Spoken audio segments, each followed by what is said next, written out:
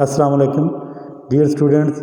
Literature series में आज जो हमारा टॉपिक है वो है नावल। नावल के अंदर हम चार चीज़ें देखेंगे। एक तो हम देखेंगे कि नावल का ओरिजिन क्या है, दूसरा हम देखेंगे कि नावल है क्या, व्हाट इज़ नावल, तीसरा हम देखेंगे कि what are the essential elements of novel, चौथी हम बात करेंगे कि ये जो पहला नावल निगार कौन था, पहला नावल कब लिखा गया। तो स्टार्ट करते हैं ओरिजिन से।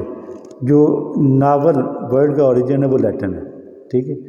ये लैटिन वर्ड नोवस से ड्राइव किया गया है, जिसका मतलब होता है न्यू। ये चूँकि अदब के अंदर नई चीज़ थी तो इसका नाम भी उन्होंने नावल रख दिया। अगर हम लिटरेरी पॉइंट ऑफ व्यू से, और दूसरी बात जो हमने करनी है वो ये है कि व्हाट इज़ नावल, नावल है क्या। लिटरेरी पॉइंट ऑफ व्यू से अगर इसको हम डिफ़ाइन करें तो it is a long narrative fictional story. ये एक लंबी बयानिया फिक्शनल कहानी है।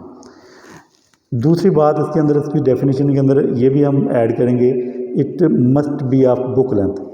ये इसकी किताब बननी चाहिए, यानी अगर किताब नहीं बनती है तो ये नावल नहीं हो सकता है।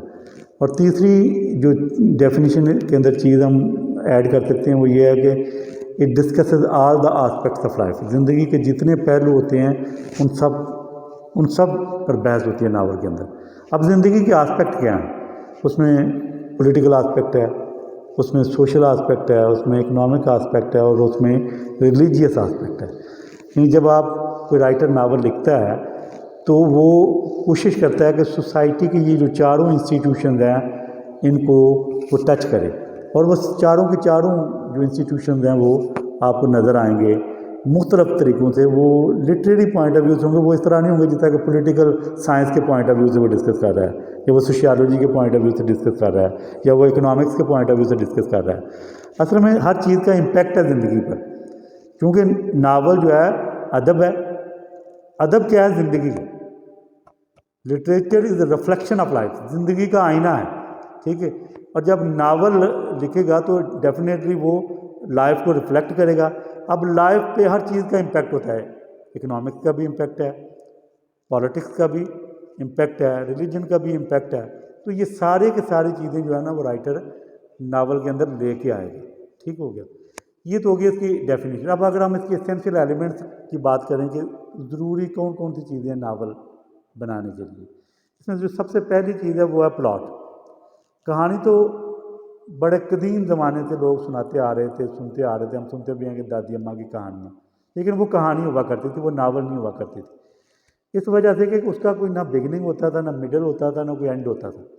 वो एक मेड कहानी नहीं होती थी। 18वीं सदी में पहली मर्तबा वही कहानी जिसका कोई सर पैर नहीं था उसको एक बाकायदा तरतीब दी गई, उसके अंदर प्लॉट ऐड किया गया। प्लॉट एक्चुअली प्लॉट है क्या? प्लॉट है सीक्वेंस ऑफ इवेंट्स, जिसका उस इवेंट्स का एक सीक्वेंस है, कि तरतीब है। यानी कहानी है तो उसका एक बिगिनिंग है, उसका एक मिडल है और उसका एक एंड है, ठीक है। ये चीज़ ऐड की गई तो फिर वो वही कहानी जो रैंडम थी उसने नावल की शक्ल इख्तियार कर ली। ये 18वीं सदी में पहली मर्तबा हुआ था, ठीक हो गया। ये पहला एसेंशियल एलिमेंट था। दूसरा एसेंशियल एलिमेंट ज़्यादा वो प्लॉट है, तो प्लॉट को के अंदर जो थीम्स हैं उनको पोर्ट्रे करने के लिए राइटर को करैक्टर्स की ज़रूरत है। उसके लिए उसने करैक्टराइजेशन की, क्योंकि ये फिक्शनल था तो करैक्टराइजेशन जो है ना राइटर की अपनी इमेजिनेशन है, उसकी क्रिएशन है, उसकी इमेजिनेशन की क्रिएशन। तो दूसरा जो एसेंशियल एलिमेंट है नावल का वो करैक्टराइजेशन है। तीसरा है सेटिंग। सेटिंग से मुराद ये है कि वो किस प्लेस पे वो नावल लिखा गया है, वो किस जगह का है और किस एज का है, किस दौर का है, ठीक हो गया। अब जिस ज़माने में लिखा गया है और जिस मुल्क में लिखा गया है, अगर नावल पढ़ेंगे तो आपको उस ज़माने का वो मुल्क जो है ना और उस ज़माने के जो ट्रेंड्स हैं वो आपके सामने आ जाएंगे। ये तीसरी चीज़ है। चौथी चीज़ जो है वो है नरेटर, यानी राइटर जो है ना नरेटर क्रिएट करता है, या तो वो किसी के ज़रिए कहानी को नरेट करता है या फिर वो फर्स्ट पर्सन में ही कहानी नरेट कर देता है। तो ये नरेटर जो है ना चौथा एलिमेंट है। बहुत से लोगों ने और भी इसके एलिमेंट कहें कि नावल के 6 एलिमेंट हैं, नावल के 7 एलिमेंट हैं, लेकिन वो माइनर हैं।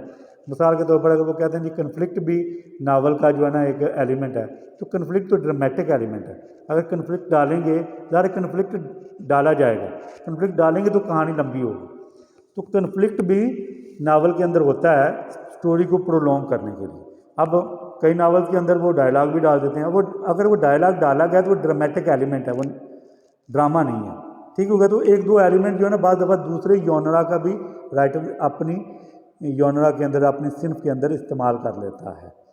ये तो हो गए थे एसेंशियल एलिमेंट। अब हम चौथी बात जो हमने करनी थी वो थी कि जो पहला नावल निगार कौन था। पहला नावल निगार जो है ना रिचर्डसन को माना जाता है। रिचर्डसन ने जो पहला नावल लिखा था वो पामीला था, ठीक है।